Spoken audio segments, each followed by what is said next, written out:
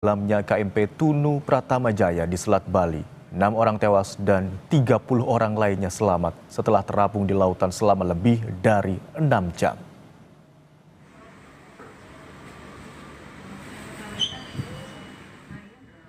Pasca tenggelamnya KMP Tunu Pratama Jaya di Selat Bali, mantan Menteri Kelautan dan Perikanan Susi Pujiastuti mengingatkan pemerintah untuk mewaspadai cuaca buruk yang berpotensi menyebabkan bencana transportasi laut.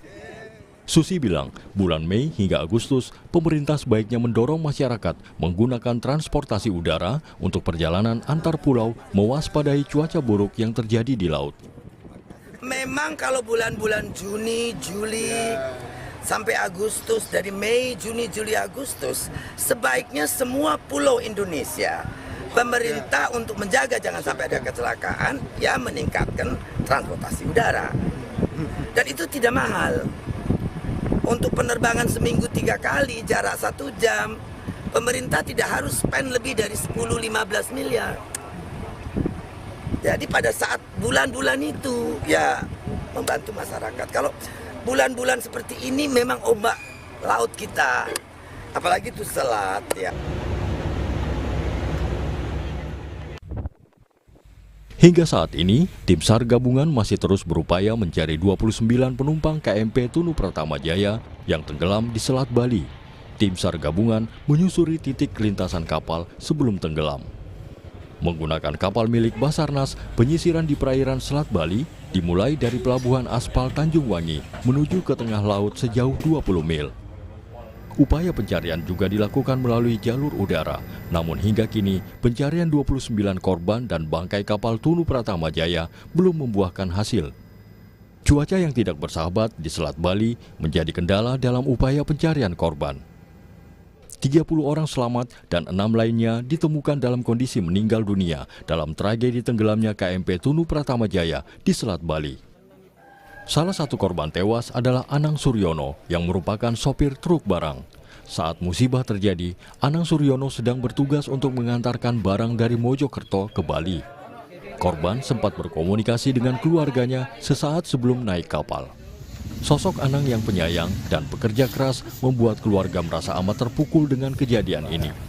Jadi kami keluarga shock, memang seperti mimpi. Tiba-tiba hilang, padahal ya, awal mulanya tidak ada apa-apa, tidak ada firasat apa-apa. Penyayang, sangat-sangat disiplin anaknya, disiplin, penyayang.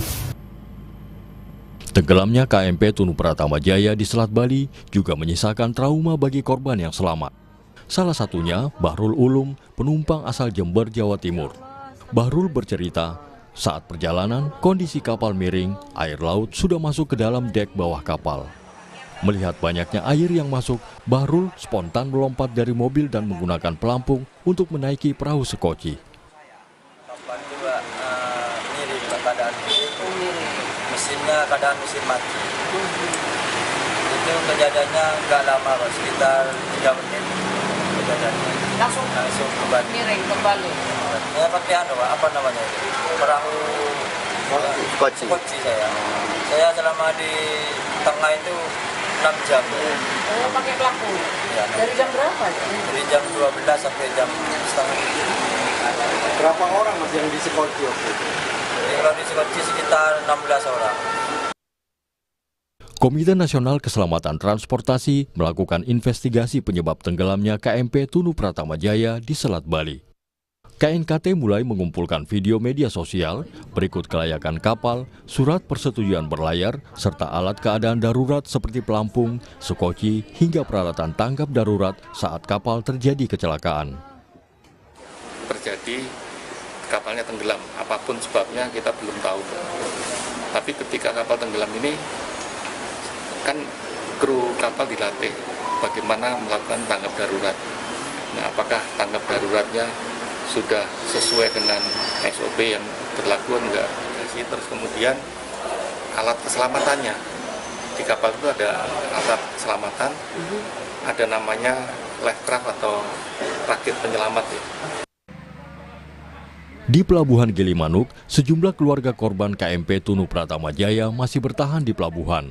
Mereka menanti adanya mukjizat dari Tuhan, berharap keluarganya dapat ditemukan. Pencarian korban tenggelamnya KMP Tunu Pratama Jaya di Selat Bali masih terus dilakukan. Dari 53 penumpang dan 12 kru kapal, 29 orang masih dalam pencarian. Tim Liputan